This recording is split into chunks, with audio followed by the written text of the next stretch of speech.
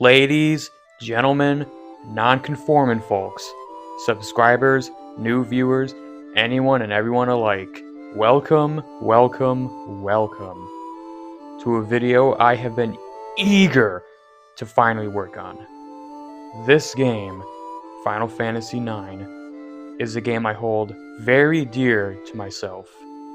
More so than any of the games I've ever covered on this channel as of writing this. It is my favorite Final Fantasy game, also as of writing this, as if you couldn't already tell by the title. But not only that, it's also among my top 5 favorite video games in general, and with nearly an entire minute wasted on gushing, you're probably wondering to yourself, what is it about this game that's making old snakes in Alaska act this way? Well, I'll tell you. I've got several reasons as to why I praise this game so often. What it mostly comes down to is the sheer experience that it offers. This is an experience you simply will never ever forget. You know how you'll always remember the first time you listened to songs in the key of life. You'll never forget your first time watching Cowboy Bebop. You'll never forget the first time you drank green apple flavored Gatorade. The same way you'll never forget your first time playing Final Fantasy IX. This game is, to put it as simply as possible, special. So special that, look, guys, I'm going to warn you guys right here and now. This video is going to be long. I mean, you can already tell because you more than likely already saw the runtime. But let me give you an extra reminder before I finally dive into this game because, boy, this game gives me a lot to talk about. And I figured I'd start with the gameplay because when have I not? Anywho, lots of players have had their complaints in regards to the general combat system, and a majority of the critics all point to one thing that makes their blood boil. Or rather, the lack of one thing. And the thing in question is speed. Yes, even I have to agree with the general consensus that the gameplay of Final Fantasy IX is rather slow. Even on the highest speed settings, it still doesn't compare to the games that utilize the ATB system, or other games that use the ATB system like Grandia, which I have been obsessed with this past week. You should go play it, criminally underrated game. The gauge takes a ludicrously long time to actually fill up, and even the amount of time it takes for the game to actually put your commands into action feels like it takes way too fucking long. Not helping is that a lot of the commands reek of over-animation. Guys, you're doing too much. Can we just have the quick and simple animations we had in 7 or not? Oh, I see. Technology's improving, so you gotta try and capitalize on it, huh? Oh, I see how it is. Yeah, I think the main reason as to why the pacing of the combat ended up being the way that it was because of the developers and the way they were getting a little overzealous with the technology they had at their disposal. The visual quality and detail wasn't an improvement over the past 2 games, not to mention the inclusion of 4 active party members as opposed to the system of 3 that 7 and 8 used. These 2 things I think are what caused the absolute tanking in the game's performance. Which, by the way, I'm just gonna say it, this game runs like fucking dog shit. Even the remastered version is stuck with this choppy frame rate that is instantly noticeable, which makes traversal throughout the open world kind of annoying at times. But choppy frame rate in a turn-based RPG, I can at least put up with that. If this were an action game, that'd be an entirely different story, but since this is a game where having quick reflexes essentially doesn't matter, it's an issue I can at least look past. An issue I can't ever look past are these loading screens. It's not uncommon to sit and stare at a black screen for 5 full seconds before it actually transitions into the battle sequence. And on top of that, we get, 3 or 4 panning shots before anybody gets to fucking do anything? I mean, it's cool at first, and I obviously love the environments of this game, but come the fuck on. Every battle has 3 or 4 panning shots. Got just 1 or 2 would have sufficed. Come on now. I just realized I was supposed to be talking about the game's combat system, not all this. My bad. Wow. Anyway, technical problems aside, Final Fantasy IX's combat loop is really damn good. It feels more akin to a traditional RPG, which for some is a bit of a detractor, especially after coming off of 7 and 8. But for someone such as myself, I saw this as a breath of fresh air, after coming off the more experimental affairs of its two predecessors. There are a lot of things that are a breath of fresh air with this game in comparison to other Final Fantasies, but combat is definitely one of my biggest examples. I actually really like how each and every party member already have their roles predetermined, as opposed to the DIY systems of 7 and 8. Some have argued that the less innovative mechanics diminished player creativity, but that couldn't be any farther from the truth. Matter of fact, I think that Final Fantasy IX has one of the most dynamic systems in the entire franchise, and this mostly stems from the many party combinations and how their individual abilities can work in tandem with that of their allies. There are plenty of examples, but the one that initially comes to mind for most players is Steiner's magic sword ability. With Vivi and Steiner in your active party, you can have the former blend whatever magic of your choosing with the latter's physical attacks. And when taking elemental weaknesses into account, you can seriously fuck some shit up. But of course, this is just one of the many unique party combinations you can come up with. Unfortunately, you don't get many opportunities to really experiment with party lineups until the third disc, but once you reach that point, you can go all out. Put Freya, EIKO, and Garnet together, so you can have a great party geared towards healing, but still have plenty of options regarding attacks thanks to Freya. And because of Freya, you can keep your MP up throughout the match as well. I know that this doesn't have the open-ended customization of 7 and 8, however, FF9 makes up for it thanks to its incredibly intuitive battle and ability systems. Instead of having the player give party members classes of their own through their own customization with the tools you're given, Final Fantasy IX adopts this system where the roles of characters are already predetermined, meaning that each party member has their own designated list of abilities to learn, which are unlocked through equipping different weapons and armor and gaining experience with them. EIKO and Garnet are both white mages, so you can expect to see a lot of shared abilities between them, but aside from that, each and every party member is mechanically unique. Yes, finally! No more will a good half of your team feel obsolete, because you can just dump all of your best materia or all of your best magic into your active party. The way those systems allowed for near infinite customization was awesome, but like I had mentioned in those videos, there came that one big drawback. A drawback that Final Fantasy IX straight up negated. Great, now each and every party member will have their own purpose, their own niches, and will provide a number of different advantages on the battlefield. But enough about that, because now it's time to discuss how unlocking abilities actually works. Initially, when you equip a new weapon or whatever, it will grant you a new ability that you can use. However, the interesting thing that FF9 does is make it to where you can keep that ability permanently, so as long as you've gained enough AP while using it. On the surface, this definitely looks like a fun little system. It's simple and easy to understand, but it's also super intuitive as well. But once you start to dig past the surface, you'll quickly realize that this system has a lot more depth than most people realize. But it's not deep in the same sense as a materia system. No, Final Fantasy IX's ability system is deep with how it allows a player to engage with it. Forgot to mention this earlier, but all of your stats, sans max HP and MP, are tied exclusively to whatever equipment you're using. Okay, now that I'm really thinking about it, Final Fantasy IX actually has a fuck ton of experimentation. Maybe not with abilities you can use, but rather how it perfectly accommodates a variety of different playstyles. Final Fantasy IX's system allows you, yes you, to engage with the game in pretty much any way your heart desires. And again, this system will accommodate you no matter what type of playstyle you wish to adopt. It accommodates low-level runners, it accommodates speed runners, it accommodates people who are going for pure stats, and of course, it accommodates people like me, who just want to learn as many abilities as possible.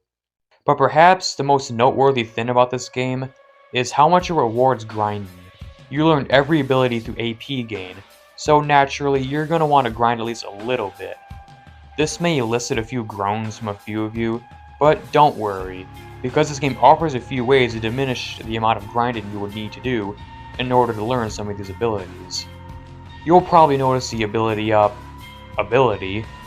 which will double the amount of AP gained, but here's something that I didn't even know existed until someone pointed it out to me.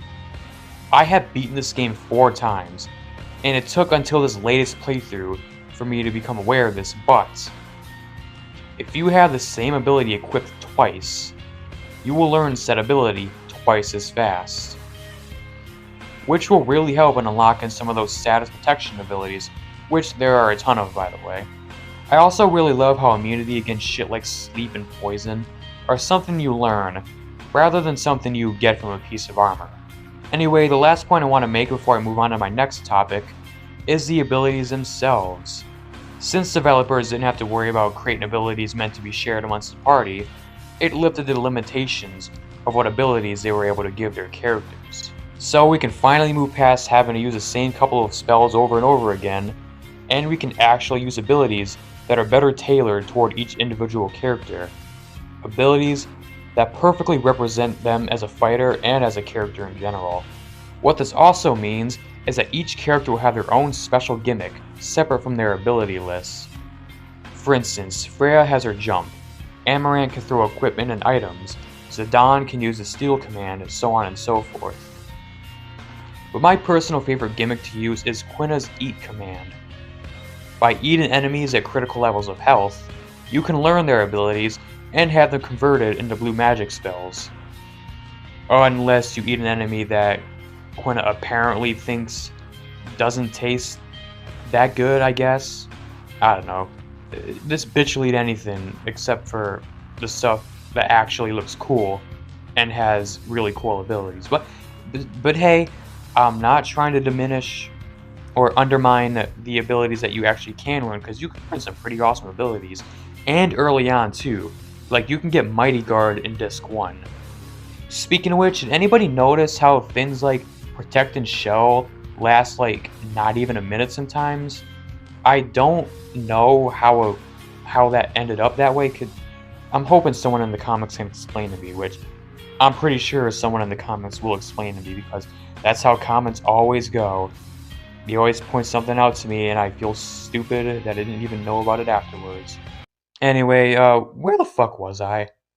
Oh yeah, back to the script. So, if you utilize them efficiently, Quina could easily become your most reliable asset to the team. They can learn spells that cast a variety of different ailments, like death or sleep. They can learn Mighty Guard, which I just mentioned, and some of the spells they can cast can completely flip the script, like Matra Magic, for instance. The ability system of Final Fantasy IX is just fantastic. It can suit just about any type of playstyle. It makes every party member have their own unique set of traits and advantages. The abilities themselves communicate so much about their respective characters, and of course, we can't possibly forget about the more experimental abilities. A lot of the abilities are made to either damage the enemy or affect stats, but there are a few abilities that are definitely a little interesting. Freya has this one that deals a completely random effect, EIKO has one that unleashes her monster Moogle from hell, and STEINER has the Thunder Slash, an ability that doesn't even work.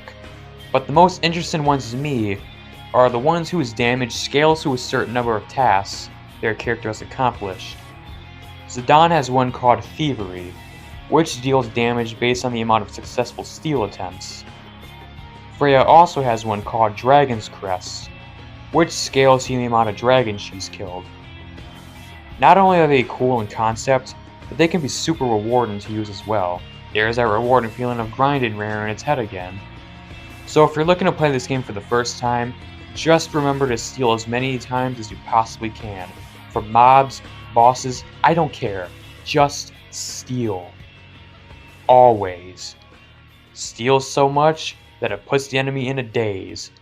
A trance, if you will. Motherfuck! This mechanic sucks. It sucks. I hate it. It's literally the worst thing ever. Okay, maybe not the worst thing ever, but it does suck ass nonetheless, which is a shame, because it offers a ton of amazing benefits that enhance the properties of the character's abilities. For instance, when Freya enters her trance form, she'll stain the air and rain down a ton of spears during her turn, and she'll stay up there until the gauge runs out. I wish the spears would do more damage than that measly little shit, but still, it's cool. It can keep her safe and is a good tactic to use during boss fights. Quina's trance allows them to eat mobs that are at 50% health, as opposed to the usual 25%. But since you can't eat most bosses, this ends up being kinda useless.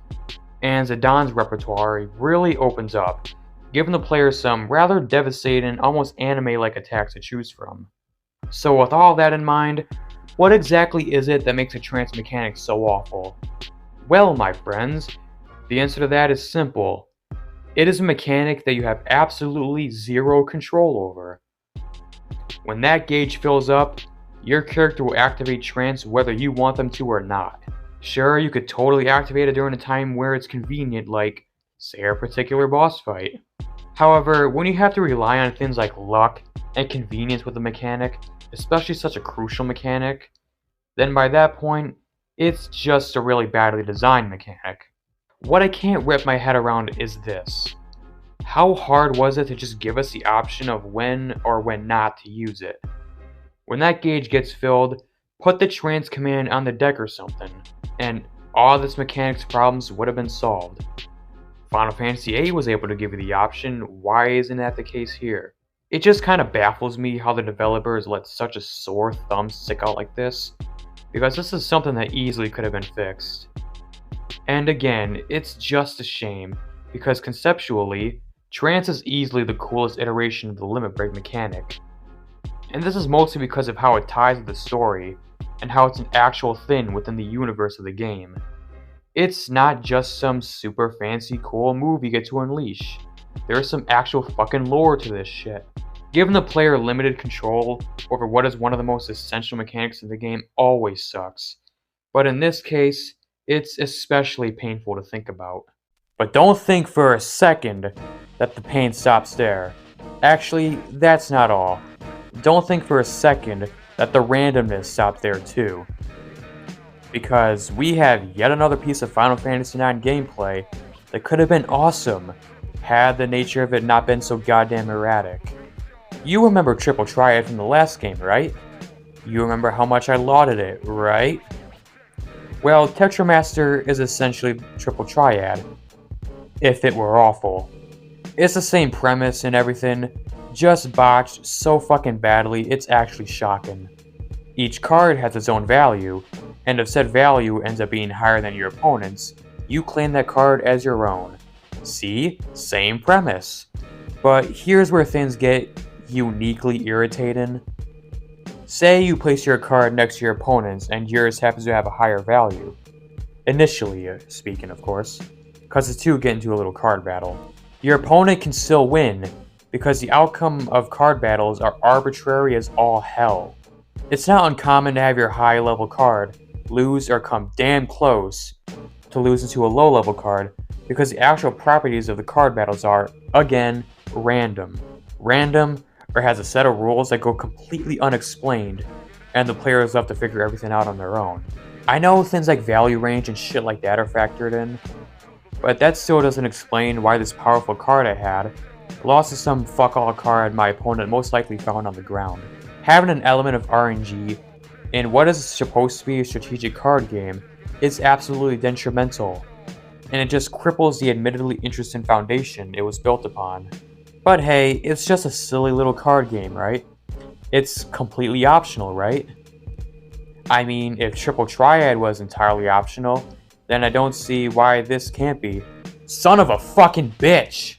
Clearly I over-exaggerated for humor's sake, but anyway, yeah, you were actually forced to play this stupid minigame at one point in the story. But not only that, you were forced to win at least 2 games in a row before progressing. Thankfully, or better yet, mercifully, this occurs during the 3rd disc, so you should have a good enough deck of cards to get yourself through this portion of the game. But regardless, I think forcing the player to play this minigame is a bad idea, especially given how terrible it is. And I haven't even mentioned the worst thing about this minigame.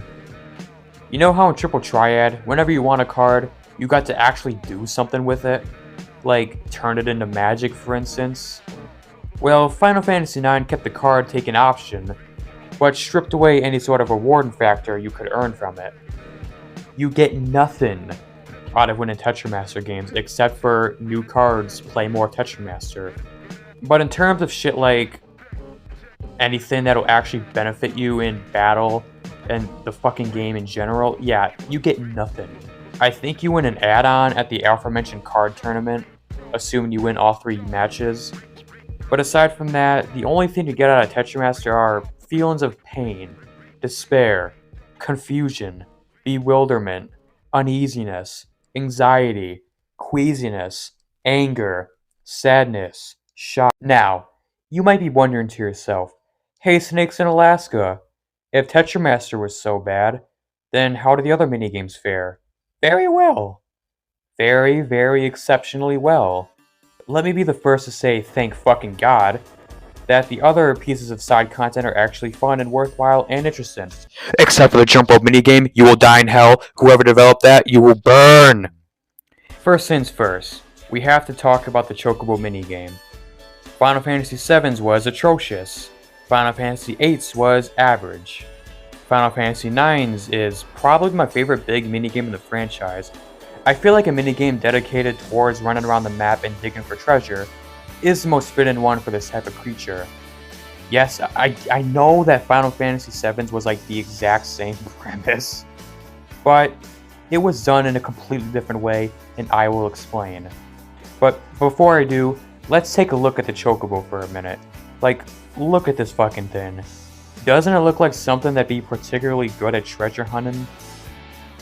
Anyway, on top of that, this minigame is just super fun, addicting, and rewarding. The 3 things that make for a great minigame. And I think the thing that makes this quest so infinitely replayable is the simplicity behind it. There aren't any complex rules to follow or anything of the sort. It is about as straightforward as a treasure hunting minigame can get. There really isn't much to say about this side quest, other than the fact that it's just fun, and offers a good time if you just want to take a brief break from grinding, or the story, or whatever. Another thing I'd like to address about this minigame is how you're able to manage it.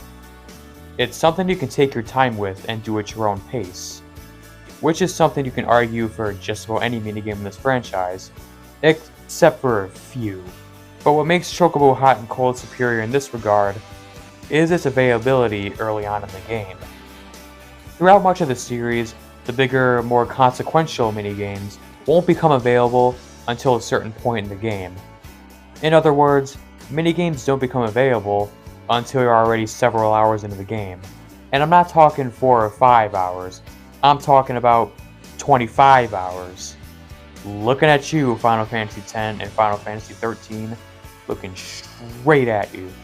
Anyway, Chocobo Hot and Cold becomes available at around 6 or so hours. And you can net yourself some seriously good equipment early on, which is a good thing because this portion of the game has some particularly difficult boss fights, like the Gizamaluki or the Antolon in Clara. Is it just me, or is this one of the harder games in the Final Fantasy series? Just me? Oh, so I'm crazy then. Alright, that works I guess. Getting back on track, the Chocobo Hot and Cold side quest is definitely one of the best side quests when it comes to player agency. It opens up at such an early point in the game, not to mention its quick and easy structure, allowing it to be something the player can easily fit into their schedule without having to deviate from their main priorities, if that makes any sense at all. But if there is one thing I don't like about this side quest, is its hitboxes when digging. To further elaborate, let me make a comparison real quick. I assume most of the people watching this have played Sonic Adventure 2, or at least are aware of it. Well, the treasure hunt in that game is pretty solid, but you have to be so annoyingly precise with where you dig. It's almost like you have to be at the exact pixel of the shard's location, or else you're just not going to dig anything up. Same thing goes for Chocobo Hot and Cold. You straight up have to dig at the exact spot of a treasure's location, or else, well, I guess you're just shit out of luck. The other minigames are pretty excellent as well. I don't think there's one I could outright consider bad, or even mid for that matter. Unless you count that dog shit with Region Sid, where you have to grab the key in the Desert Palace. That can absolutely rot in hell for all eternity. The other minigames mainly fall under the category of neat little side quests you follow alongside the story.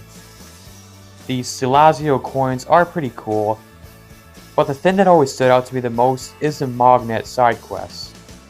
A side quest that allows players to assume the role of a mailman, delivering letters to Muggles all across Gaia because the Magnet machine thing got all jacked up. It's a fun little system that lets us delve into the personal lives of these little goobers. I love to get their insight on things such as story events, and even the occasional philosophy dump as well. And given the more childish, innocent-laden speech patterns of the Muggles, it gives these letters a unique sense of personality.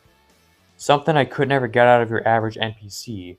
Speaking of which, Final Fantasy IX is chock full of immersive and organic world building, where each and every location has its own unique personality, not only in the way NPCs interact with the player, but because of the several different high fantasy influences we see across the game's locations.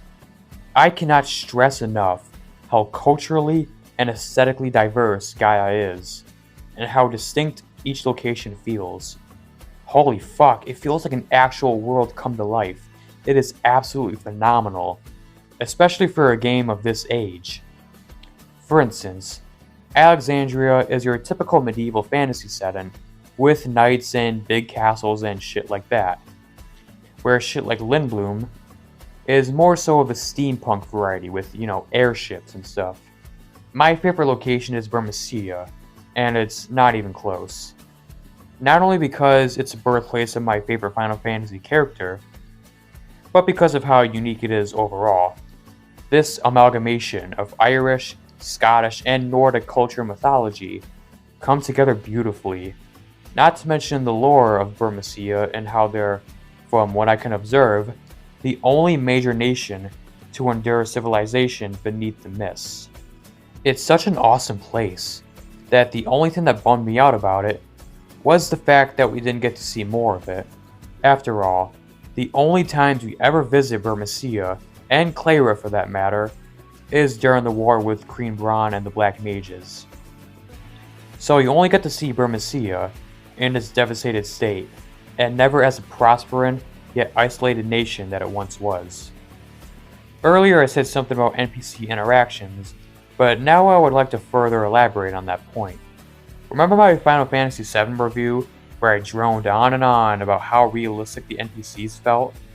Well, multiply that by about 5, and you would get something along the lines of Final Fantasy IX's NPCs. Every single NPC, from major characters like Cid or Baku, to some of the less significant fellows like Dante the Signmaker, each and every single one of them is full of life, each having their own distinct personality and way of life. I'll use Dante as an example, since I just mentioned him, but even with what little dialogue he is given, we're still able to learn so much about him because the writing is that good. You can sense frustration in his tone, and then his relief when he is finished fixing his sign. It's not much on the surface, obviously, but it's enough to illustrate some big traits of his character. He is a man who takes pride in his sign-making and fixing abilities.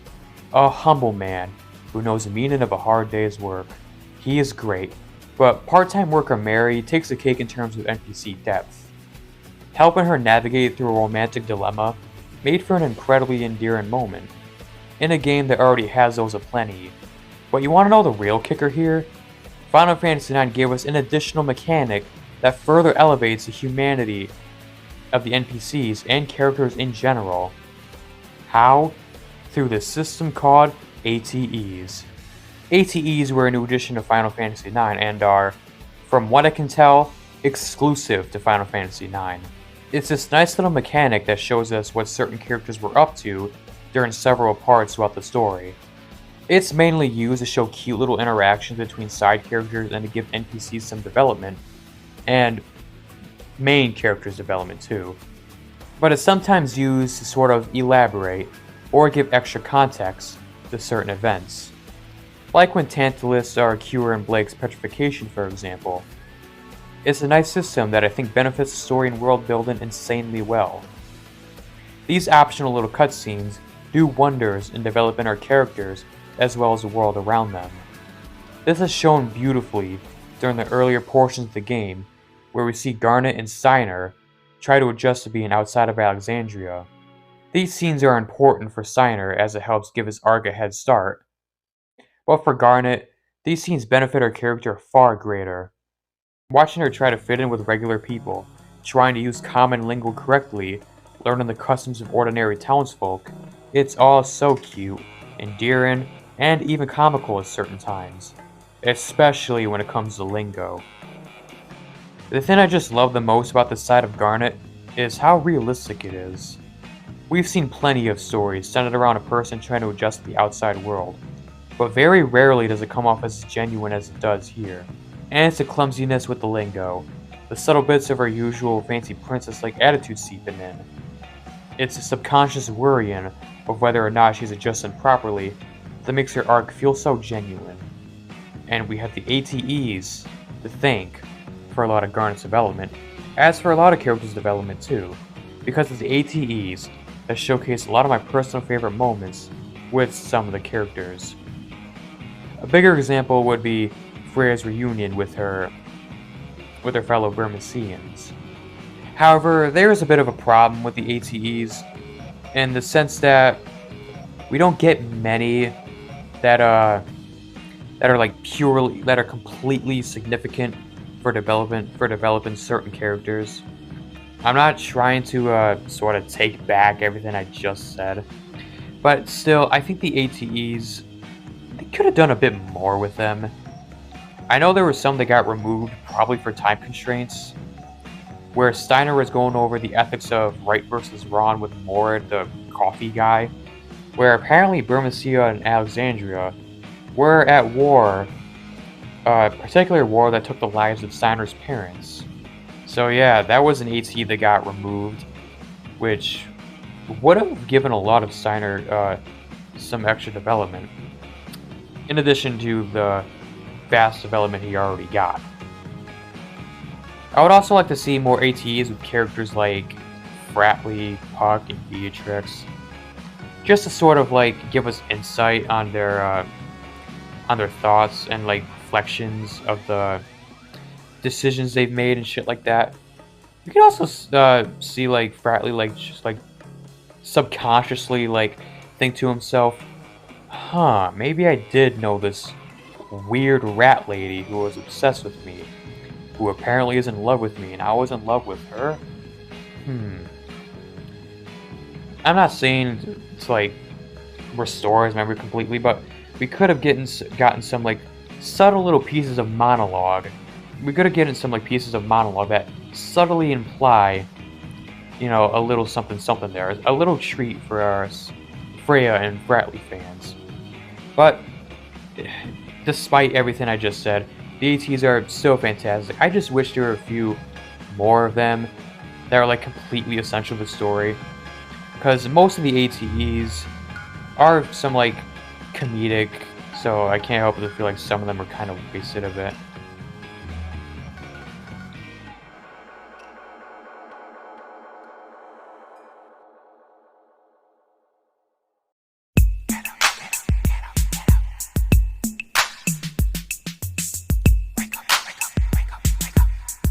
Anyway, with that brief bit of Garnet character analysis out of the way, I suppose now would be a good time as any to discuss all the characters and why they're some of my favorite characters in media.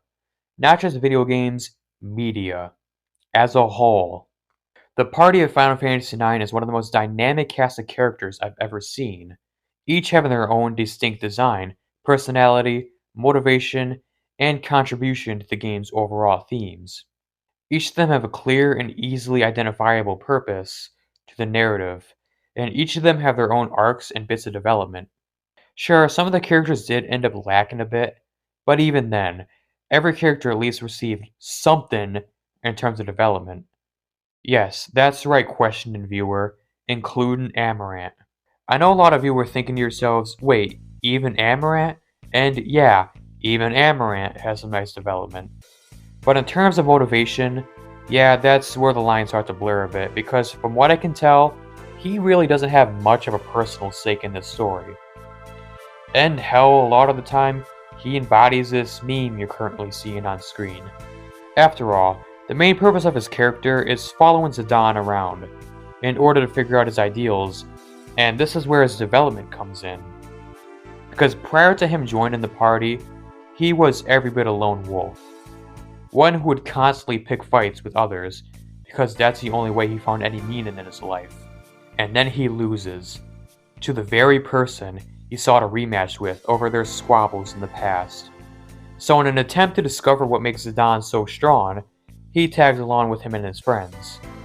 Throughout the story, we see Amarant question ZIDANE constantly over his friends, and why he continues to, in his own words, carry dead weight. It's obvious that the reason ZIDANE sticks with his friends is because that's his source of strength and things like that. But of course, Amarant didn't know this until Ipsen's castle, where him and ZIDANE's heart-to-heart begins to transform Amarant, to the point where he openly admits the foolishness of his past ideals, and that having true strength is far different and far better than having brute strength. I'll, again, admit that more could have been done with Amarant, but come on.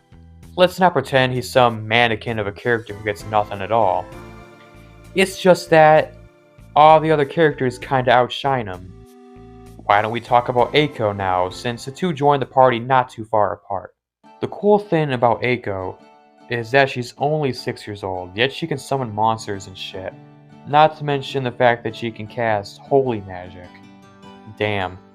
When I was 6, my main concern was getting up early enough to catch the latest episode of Pokemon. Another thing that happens due to her age is her snarkiness and cleanliness, though that might have less to do with her age and more to do with her upbringing. As we all know, her fellow summoners were mostly wiped out before she was even born, leading her to be raised by not actual people, but by Muggles. And because of this, she grew up only faintly knowing what concepts such as love and friendship feel like. In other words, she lived the majority of her young life in utter loneliness. So when a bright, young, handsome, brave, and kind hero like ZIDANE comes into the picture, she immediately falls for him. Some may argue that this is icky given the age gap, but think about this for a second. I mean, it's not like ZIDANE reciprocated feelings for her, cause that would have been a fucking problem. Anyway, EIKO was a person who longed for those feelings of love and having someone to take care of them. When we initially meet her, we see her prepare dinner for the crew and provide them with hospitality in such an adamant, almost desperate manner. Actually, I shouldn't even say almost desperate, because it is desperate. Ever since her grandpa died, and she was left as the only summoner alive, she spent those following years completely alienated from pure human connection. All she had were Muggles who barely knew how to speak fucking English. So when some potential candidates for a friend and family strolls by, she does everything in her power to keep them in her good graces, because she just does not want to go back to being lonely again. Adding on to her love towards ZIDANE, I've got 2 points I'd like to further add. Firstly, I would like to point out that her clinging to ZIDANE may not 100% have to do with feelings of romance, but rather the desire to have someone care for her. In addition to having no one to love, she had no real parental figure following the death of her grandpa. I think EIKO really just wanted someone to look after her, someone to make her feel cared for, and that's exactly why she addressed Sid and Hilda as her parents during the game's epilogue. Unhesitantly, by the way. And secondly, ZIDANE is the one who taught her to get out there, explore the world, and to, more importantly, grow up and mature at a steady pace. When EIKO's grandpa was still alive, we can only presume that he was pretty strict in pressuring EIKO over summoner traditions and whatnot. I mean, EIKO was pretty adamant on telling ZIDANE that she couldn't leave Madain Suri until she was at least 16. But it's clear that she wanted to go out and meet other people and to explore the world, but because of what her grandpa told her, she felt obligated to stay. But it's ZIDANE that gave her the option of whether or not to stay. He let her make her own decisions on the matter. Let her think for herself in what she wanted to do. And I think that's a pretty big stepping stone that led to her growing up as any normal kid would. Free of restrictions and able to decide things for yourself. It's great. But what's even greater than that is her connection to Garnet. When we meet EIKO, she's under the impression that all the summons are dead aside from her. And she's pretty upfront about it too, like, she jokes about it. We're all underground, sleeping the eternal sleep. Like, fuck. For a 6-year-old, you're pretty fucking dark. But over time, we eventually learn that Garnet is a summoner also. And from there, the bond between EIKO and Garnet really tightens, and it results in a relationship that's adorable, but also fun to watch. I love how the two started off as rivals to practically becoming sisters. That scene where the two come together and summon Alexander is crazy good. Gorgeous FMV as well. Actually, on that note, once I learned that Garnet was also a summoner, I immediately had a theory. I genuinely thought, for a good second, that EIKO and Garnet were biological sisters. But then I realized that would be impossible. So I shut the game off and went to bed because I couldn't believe I ever thought of something so stupid. I think EIKO is a fantastically written character. She's got an air of maturity to her, while still retaining the naivety and cuteness of a girl her age. And damn, she is pretty adorable. Like, I would totally tuck her into bed and read her a bedtime story. She's not the cutest kid character I've ever seen. I mean, she's nothing compared to Nanako or Anya. But still, I like her a lot. I would absolutely do the same for VIVI as well. But I don't think anyone's gonna object to that. Anyway, speaking of VIVI, he is the undisputed fan favorite, and it is not hard to see why. I mean, he was the only Final Fantasy IX character to be represented in the Kingdom Hearts series. And while we're on that topic, I would love to see characters like FREYA, STEINER, and of course ZIDANE be in Tetsuya Nomura's style.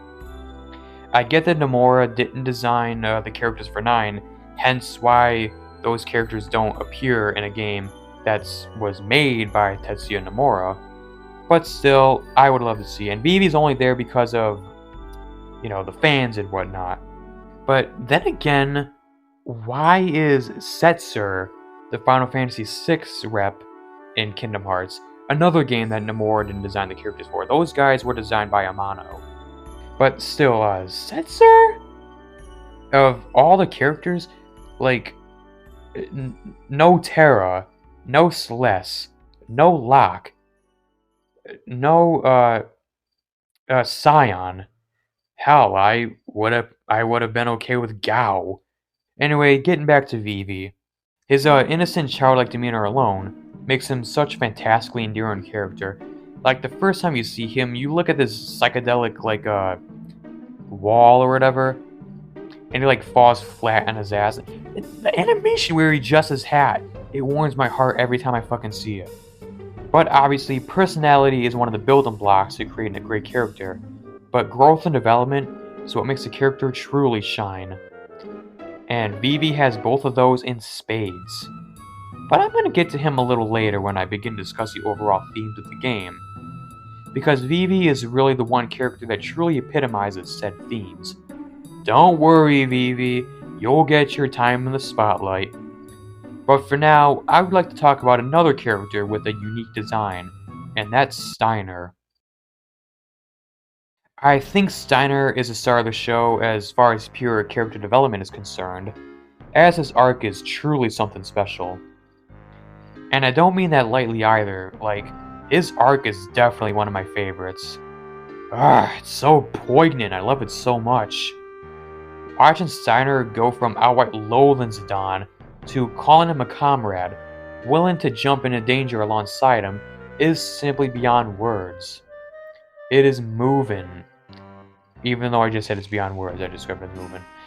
In terms of not only creating a character with natural progression, but also creating an all-around strong character in general, very few can compete with Steiner. He's of course got the personality. He's a bit of a bumbling dumb fuck in the beginning, but by the end, he's still a bumbling dumb fuck, but he is a headstrong bumbling dumb fuck. It's bumbling dumb fuck down to a science. It's a lovable bumbling dumb fuck. I think that's gonna become my favorite term now. Bumbling dumb fuck. Anyway, I've seen a couple of first-time players talk about how annoying and insufferable he is at the start, but honestly, I wouldn't have it any other way. Not only because it's an essential piece for his development, but because it leads to some hilarious interactions between him and ZIDANE and Garnet and Vivi.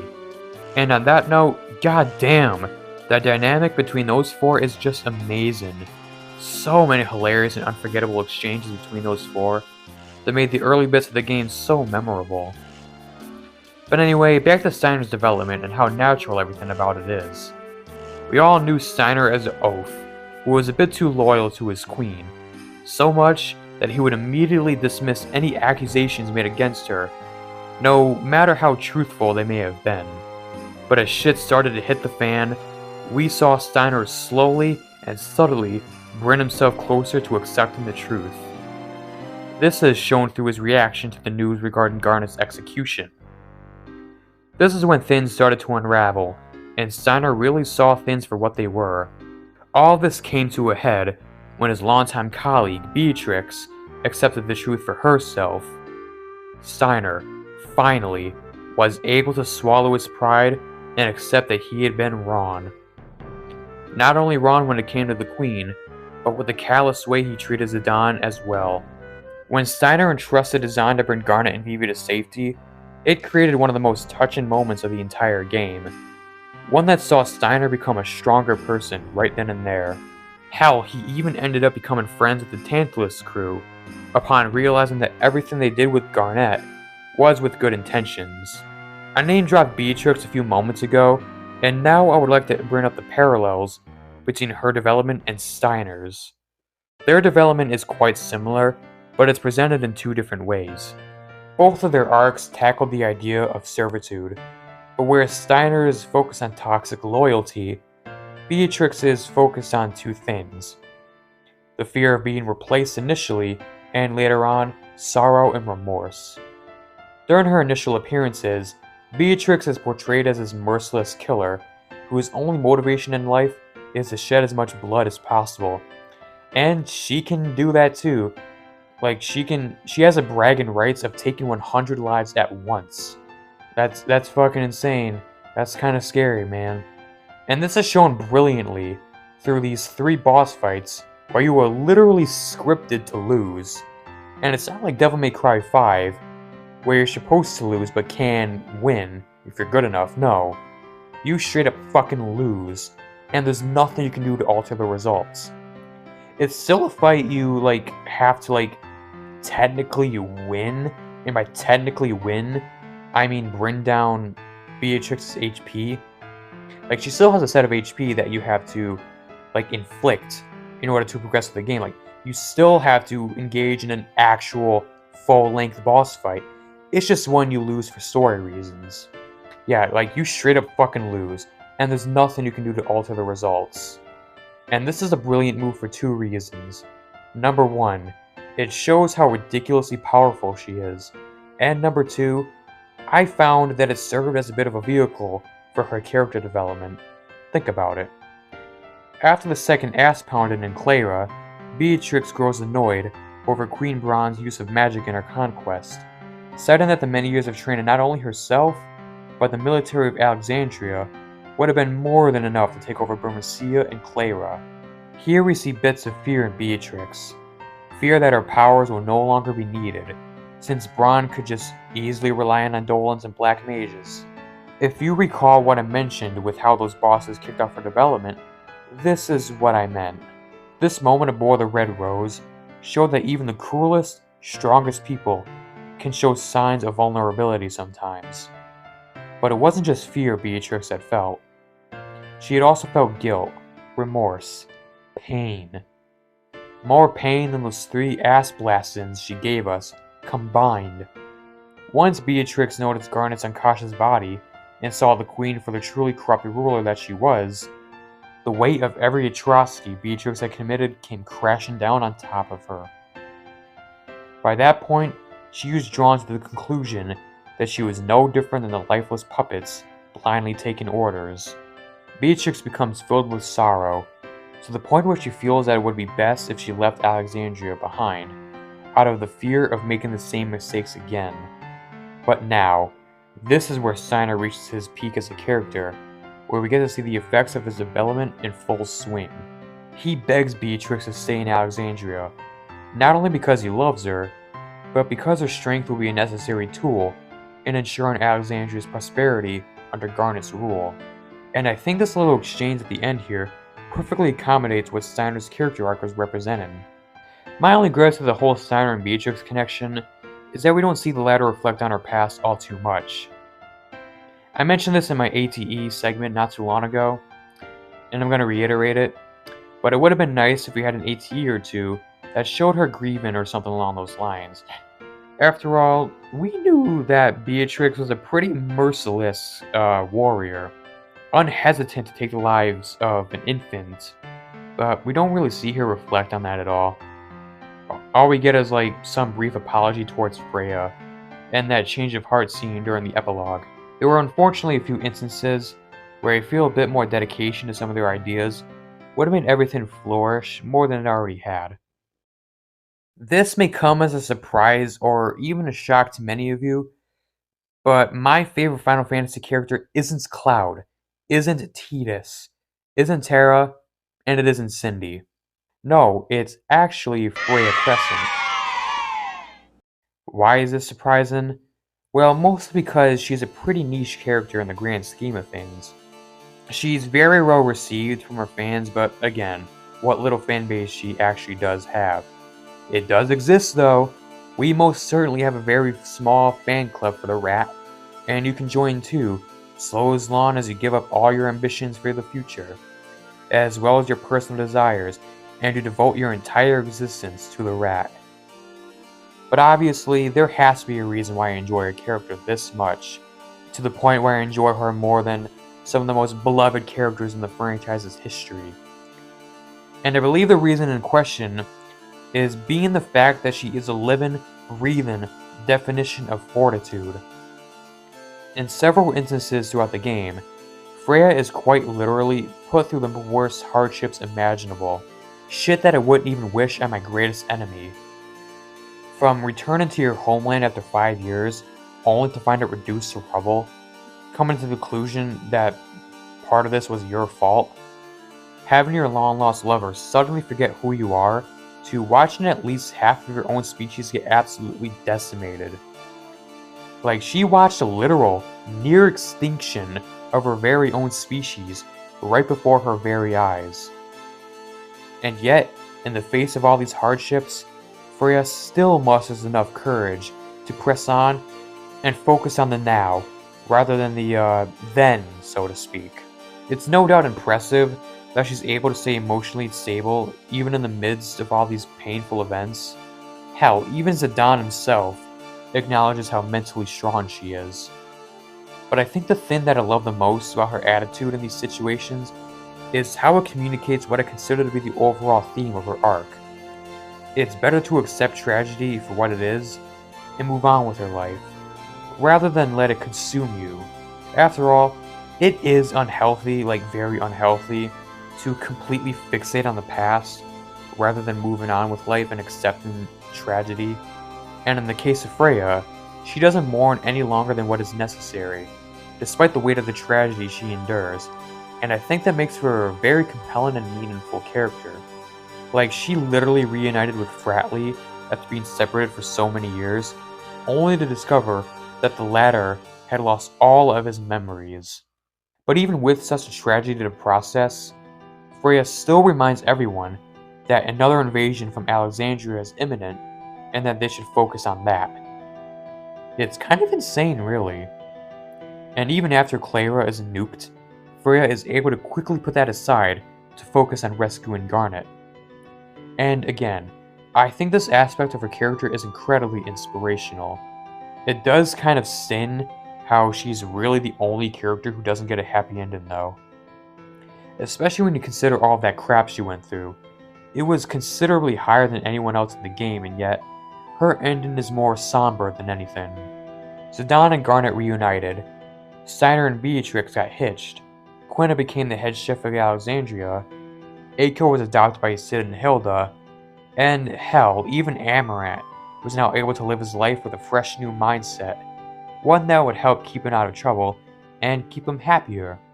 He even hooked up with Lonnie, I think. Lucky son of a bitch. Freya doesn't really get anything cute or bittersweet like that.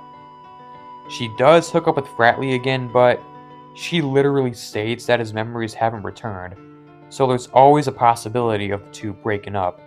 Also, Freya has to live her life with a man who is completely different than the one she once knew, all while rebuilding their home. Damn, that's totally not depressing or anything. But if there is one good thing to come out of her ending, it's another addition to the moral of the character. In addition to the whole stay strong and keep going moral, Freya's story can also be about cherishing what you have at the moment, and I think this scene represents that moral beautifully. After all, FRATLEY could very well end up dumping Freya's ass, because he doesn't remember their past life, so it could just end up becoming awkward. And again, FRATLEY could just dump her, and it'll leave Freya in another bit of despair and depression. And Freya knows this. But to keep herself happy, she's going to think of the now, rather than the past, and rather than the future. She will cherish what she has now. And I think that's a good moral to live by. I do wish we saw FRATLEY more often though, like I said earlier. Again, the game could have made much better use of the ATEs by showing FRATLEY and Puck's journey together. We could have seen some development in their characters instead of getting pretty much nothing with the both of them. Like, again, FRATLEY is in like 3 scenes. That flashback during Burmecia, the reunion in Clara, and the epilogue. That is like 2 minutes of scenes where FRATLEY is present. Like, he doesn't have like a distinct personality. That's how little he was utilized throughout the game. Puck could have gotten some stuff too, like, imagine the interactions him and Garnet could have had with each other, given how similar they are.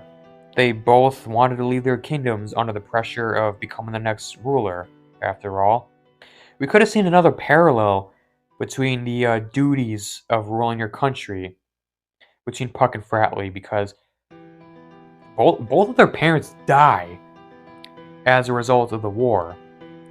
And they're both left to kind of pick up the slack their parents left behind due to their tragic deaths. We could have gotten some really emotional, hard-hitting stuff between Puck and Garnet. But alas, we don't get anything with those characters. And it kind of leaves a bad taste in my mouth.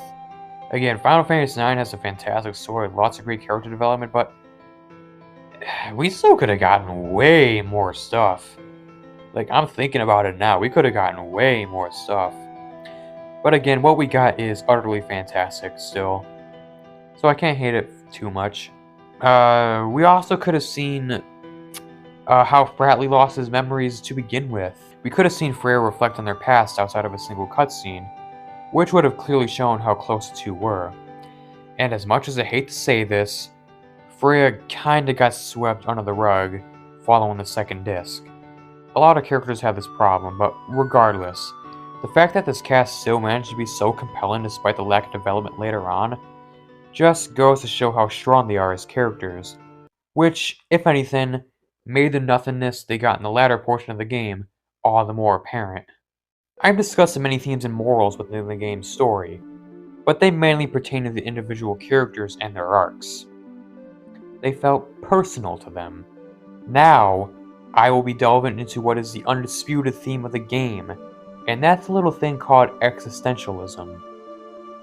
You know what existentialism is. It's finding the meaning in your life, discovering your purpose, your identity, and where it is you truly belong. We've seen this trope used over and over again throughout various forms of media, But believe me when I say that Final Fantasy IX has one of the most powerful and poignant takes on existentialism I've ever seen. Every character goes through their own arc, where they try to find their own individuality and reason for existing.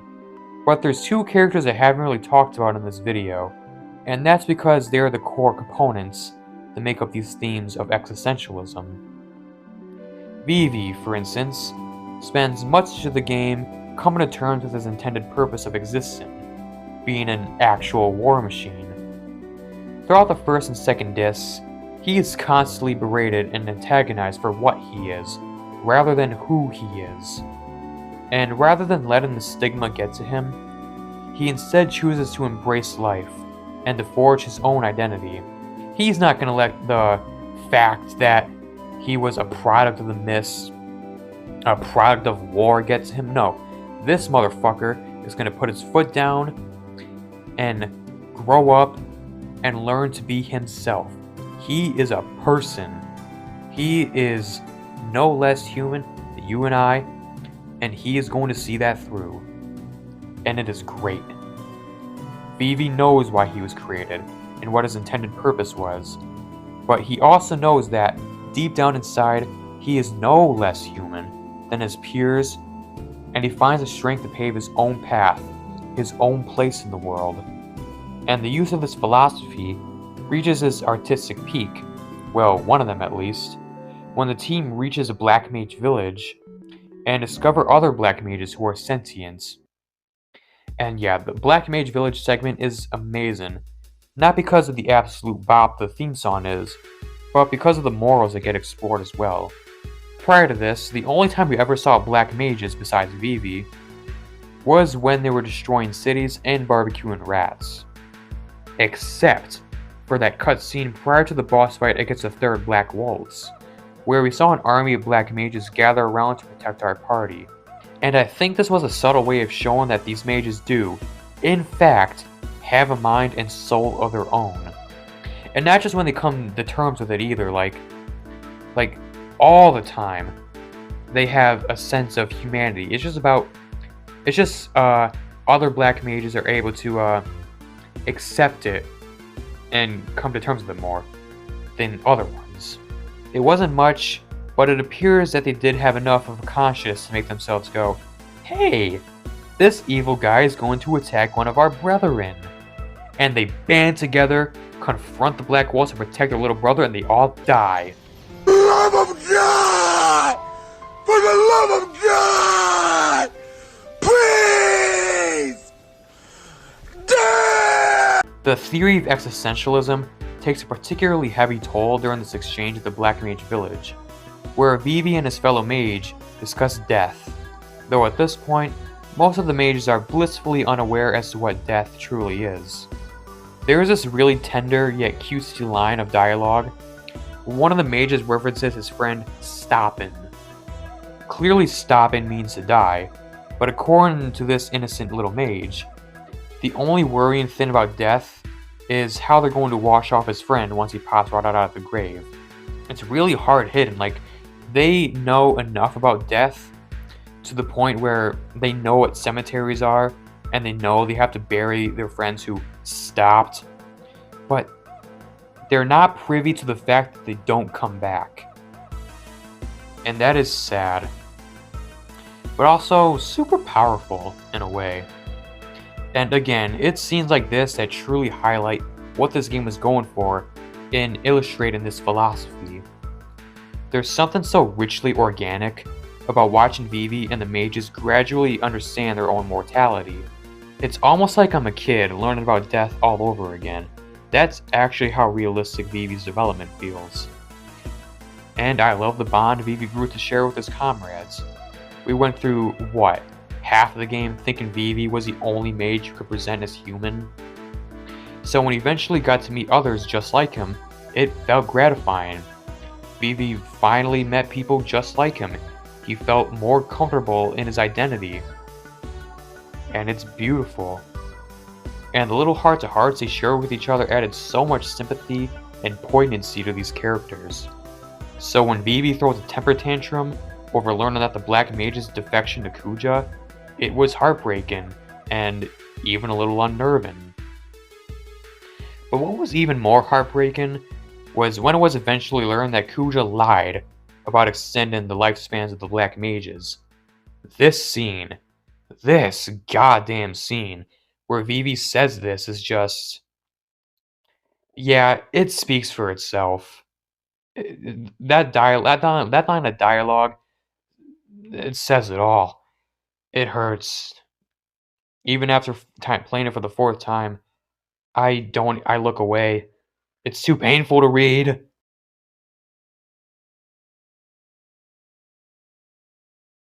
Getting back on a lighter note, even when Vivi learns that his lifeline is on a fixed schedule, a fucking year, he still finds the courage to press on and to live his life to the fullest, in spite of his inevitable death.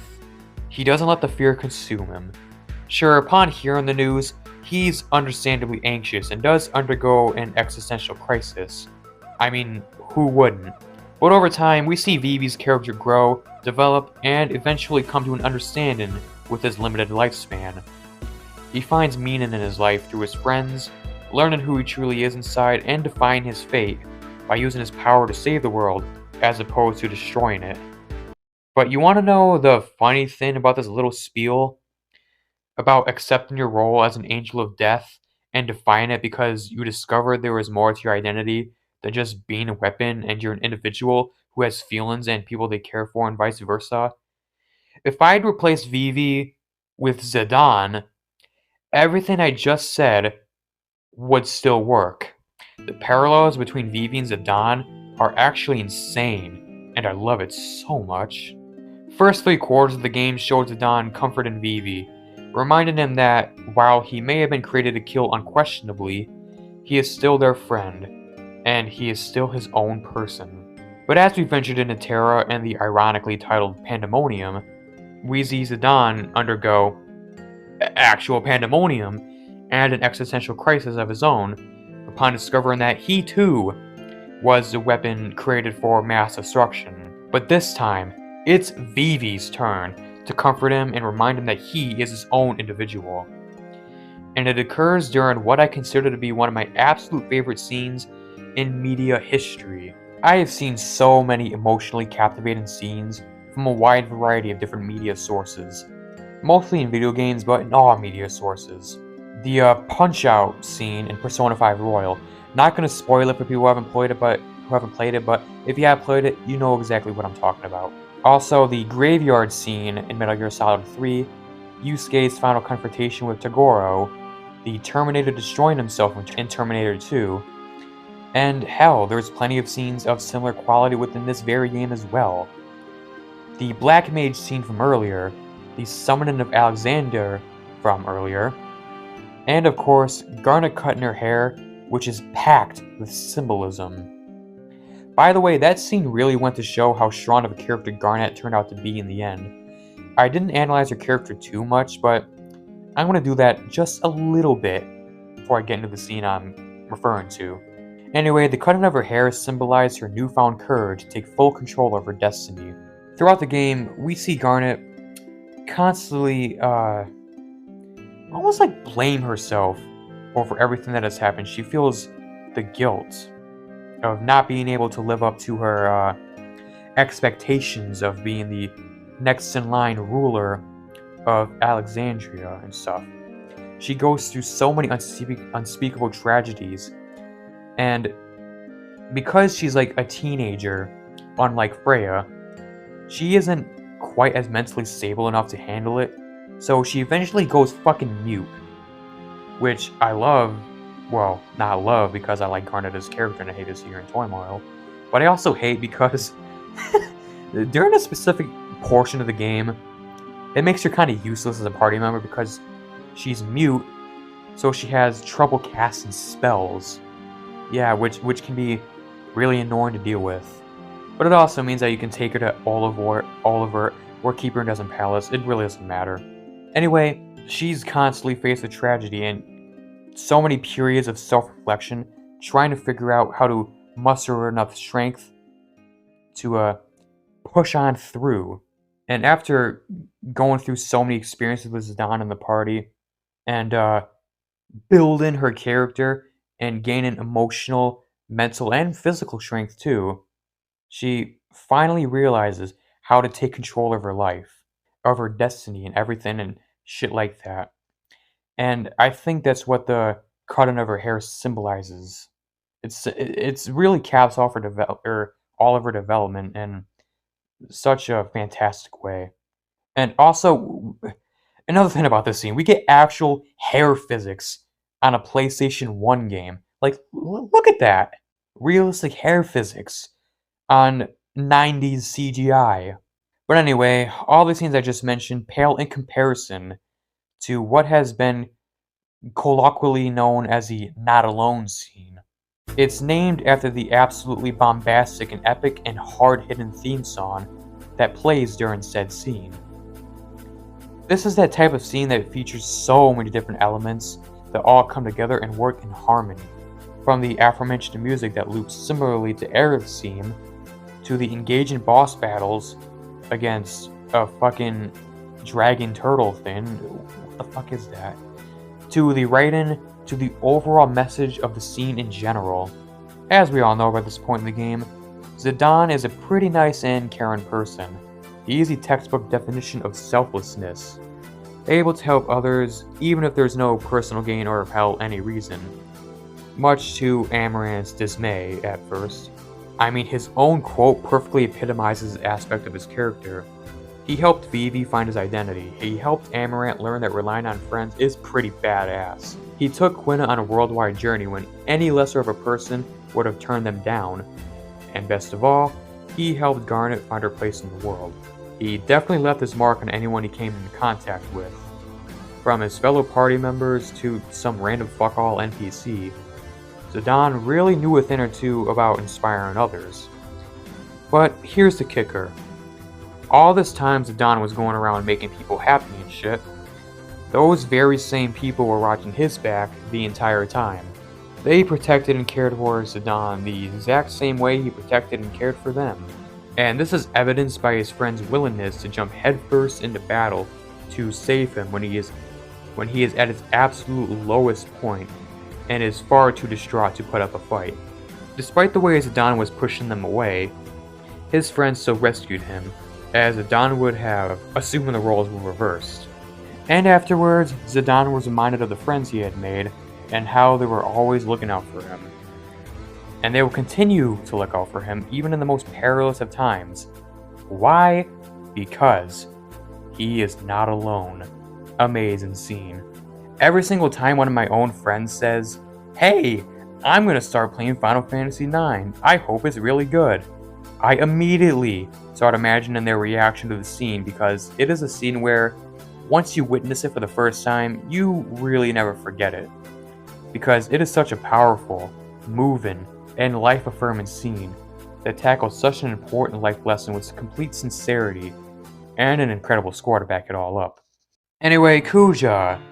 Well, over an hour into this video, and now I finally mentioned the main antagonist by name. I haven't mentioned Garland either, which is funny that I haven't mentioned any of the villains up until this point. But don't worry, KUJA. For now, it is your turn to be put in the spotlight. As a character, KUJA's personality was pretty engaging.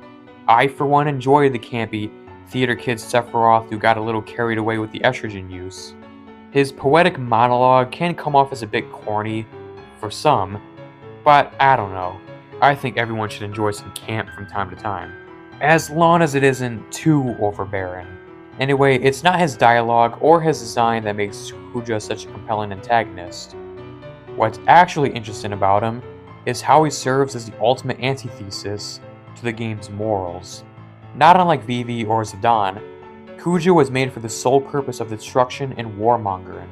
It was on a much larger scale than Vivi for sure.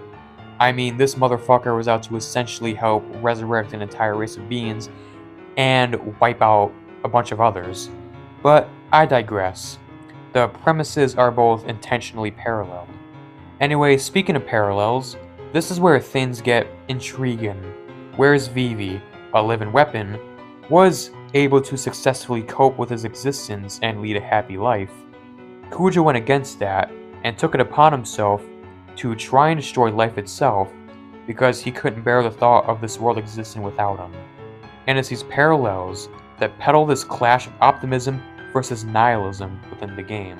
Obviously, we're all going to die someday, unless technology advances to the point where we can essentially achieve immortality. But in the case that doesn't happen, we will live forever with death lurking beneath us. But will you accept your inevitable fate and use that knowledge to live life to the fullest, or will you grow bitter and resent everything and everyone around you? This is a question that's summarized beautifully with the parallels between Vivi, ZIDANE, and KUJA, and it's the final confrontation between them that will truly settle once and for all how powerful the will to live is. Eventually KUJA is defeated, but wait, what the fuck is he doing? Wait, who is this guy? Oh, that's right. I forgot to tell you. This game has a twist final boss. It comes out of nowhere. There is no foreshadowing whatsoever, and it's just an asshole. Which is what I would have said if I were a fucking idiot with no understanding of nuance whatsoever. Yeah, unfortunately, NECRON is too nuanced of a concept for the average detractor of this game to understand. Always catches flack for being out of nowhere. It's the Ultimisia thing again. And speaking of the term concept, that's exactly what people don't understand about this boss. He isn't some supervillain the game just decided to hide, then sprint upon us out of nowhere. No, he is a concept. He is a force of nature. He is a figurative being. One that perfectly represents the ideals this game tried to combat. One of the primary morals of the story is fighting the fear of death. So how fitting is it to have the final boss be a physical manifestation of death itself? But obviously, it's more nuanced than that. If you paid even a lick of attention to the dialogue prior to the final battle, NECRON states that KUJA's actions had solidified a particular theory he had towards humanity and all living things in general, that they crave death. KUJA's tirade came from a place of fear towards his own demise, and in turn, he ripped a hole right into the space-time continuum in order to destroy the life crystal, which would obviously exterminate all life in the universe. As NECRON observed KUJA's actions, he had come to the conclusion that this is what every living being desired. That they would rather perish altogether because of the fear, rather than to actually face that fear. What NECRON truly represents is the promise to end all life, because the fear of death is all too much to handle. So how fitting is it that he must face a ragtag group of individuals that represent optimism, all in a last-ditch effort to prove that life matters, and that the majority do not live in fear of the inevitable. Rather, they use it to get the most out of life. And this confrontation perfectly drives the morals of the story home in one giant climactic clash of nihilism versus the will to live. Complete with complementary music, with the really eerie chants going on in the background, and the sinister visuals are in addition, of course, because what is this design? What the hell is that? And there's of course the mechanics. We can't talk about NECRON without mentioning the mighty Grand Cross. Every final boss in a JRPG just has to have this fucking crazy intergalactic cosmic attack where they send a bunch of planets and meteors on a collision course, and our party somehow survives it all. It's an attack that I believe can inflict every single status ailment in the game. It's definitely a challenging boss fight, but one that is oh so rewarding. Not only because it's the final boss and you beat the game, but because it made you feel as if your preparation and strategic skills were higher than you anticipated. Anyway, back to your regularly scheduled nuanced morals. NECRON epitomizes the desire to cut off suffering from the very source. In other words, life. If there is no life, there is no suffering, no pain, no anger, no sadness. But on the other hand, ZIDANE and his party represented the opposite. They represent the willingness to find meaning in the suffering, and allowing it to define themselves, rather than letting the suffering itself define them. They also represent everything that makes life worth living. If all life were to end, all fear and suffering would end as well. But so would happiness, friendship, optimism, identity, the little good things in life. All the things Don and company spent the past 35 to 40 hours fighting for. And Necron's defeat symbolizes the sheer power of life, and its desire to keep going. Necron, after smacking us in the face with the planets 150 times, finally realizes that Kuja's actions did not represent the majority, and the desires of every living being. He realizes that the will to live is a powerful thing. And another thing I've noticed defenders of Necron point out, that the confrontation itself is the party fighting their own death. Because after all, right after beating Kuja, they get smacked in the face with an Ultima, and it's... I don't want to say it's concrete, but I'm pretty sure they're all dead. But it's, again, the will to life that essentially brings them back to life for one final showdown to prove, again, how strong the will to live is. Like, that was just something, a theory I've seen a couple commenters point out that I thought was really interesting. If you guys have any theories of your own, please share, because, again, Necron is such a nuanced concept, and people just refuse to understand it because nobody can be bothered to look into things beyond the surface. The Necron battle was absolutely fantastic in every sense of the word, but this ending is of a whole different caliber. I still think that 10 has the best ending in the franchise, but 9's is certainly a close second, and this is for several reasons.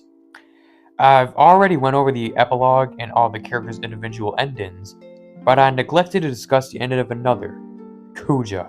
Anyway, his story didn't end after the battle at the Life Crystal, because following Necron's defeat, ZIDANE went and did something that only he would do. Dove through the Aoife tree's raging vines to see Kuja one last time before he perished. Why? Because after he was defeated, Kuja realized what it truly meant to live. He may have only lived a few short moments with his understanding, but it was enough to rescue ZIDANE and his friends when the Hill of Despair started collapsing. So in an act of kindness and recompense, ZIDANE offered to risk his own life so that Kuja wouldn't have to die alone. After finally discovering life's meaning, it would have sucked to live those last moments as you teeter on the edge of your deathbed. But thanks to ZIDANE, Kuja was able to express his sincere regret over his actions, and at least find a little comfort and peace as he passed away. But little did he know that his influence would trickle down into his fellow genomes. As Kimoto stated, Kuja's actions were indeed wrong and unforgivable, but there was something inspiring about what he did, in the sense that he was able to go against his fate of being a mindless drone made for Terra's revival, and to go against Garland's design. But the way he was able to go against his fate of being a mindless drone made for Terra's revival gave the genomes hope that they too could forge their own destinies and find their own individuality. And hey, I've talked about parallels a lot throughout this review, so why not add another? The Black Mages were just beginning to learn about life and its many, many aspects. But now it was time to help teach the genomes a way of life through their innocent and charming perspective. Two species of artificial beings, one whose purpose was for conquest, while the other was made to live as a result of said conquest. They were both connected to the same purpose, and were brought together by defining their original purpose from people who were doing that very same thing. But here they are, happily living together in harmony. Damn. That just occurred to me, by the way, and I swear I had an epiphany when I wrote that down just now. The parallels regarding life and death between all these characters are so nuanced, I'd probably think of other new shit even after my 70th playthrough. Anyway, as for the ending, it is so bittersweet in the best of ways. It is literally the perfect conclusion for a story of this caliber. Vivi, who had sadly passed away in between the epilogue and the Necron fight, expresses how much he admired the short life he had lived, and he has ZIDANE to thank for it. I can't even say it's a sad ending, because Vivi seemed so happy with the way his life turned out. And he is able to find solace in the memories and experience he shared with his friends, certain that they will remain a part of them forever. Hence the "my memories will be a part of the sky" line. It's admittedly a gut punch, but it really is a quintessential ending for a character like Vivi. I just wish he got to see Zidane one last time before he passed, because Vivi kinda died not knowing Zidane was still alive. And that's the part that really depresses me. But aside from that, the ending as a whole is what I'd consider to be a happy one. Don't know if Zidane ever ended up becoming king of Alexandria, but if he ever did, Alexandria is kind of fucked. Overall, Final Fantasy IX is my absolute favorite title in the series, and I don't see that changing anytime soon. I've played all the other Final Fantasies except 1 through 5 and 16, and none of them gave me that same feeling Final Fantasy IX did. Now don't get me wrong, they are incredible games, and I'm very, very much looking forward to my replay and subsequent review of 10. That's a game I'm very excited to play and review.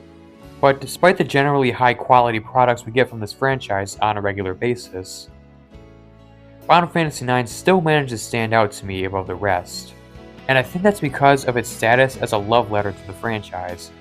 Sakaguchi has gone on record stating that 9 was intended to be an amalgamation of everything the series had offered by that point. He wanted to use this game as an ultimate celebration of everything he had worked on, hence the cheeky references, hence the high fantasy setting that is reminiscent of the first couple of games. Final Fantasy IX is essentially everything I love about this franchise, rolled up into one giant, unforgettable package.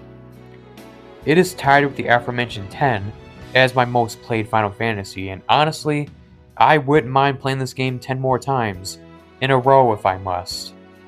Anyway, Final Fantasy IX is nothing short of a life-changing game that has fantastic gameplay and visuals, as well as a godlike story that offers plenty of life lessons we all could learn from. I'm feeling a solid 9 on Final Fantasy IX. See you bitches later.